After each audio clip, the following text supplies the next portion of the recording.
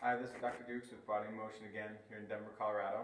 I'm just going to go over a couple really simple self-treatment options for patients for basically Achilles, calf strains, ankle sprains, stuff like that.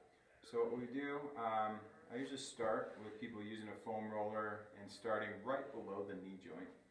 What you're going to do here is just lift your hips up and then slowly roll down towards your heel. And you're going to find some tender nodules along the way, and you can sit on those for a couple seconds. The research is showing that you really don't need to grind this out and make it excruciating. You want to touch on them for a few seconds and then move on. I do find it's important to change the angle of the foam roller. So I did it with the foam roller perpendicular to my leg. Now it's on an angle, and I'm going to do the same thing. And it provides a different sensation. So play around with moving that foam roller in different directions.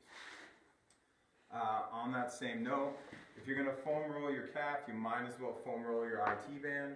So with this, you're going to start right below that bump on your hip and roll down towards your knee.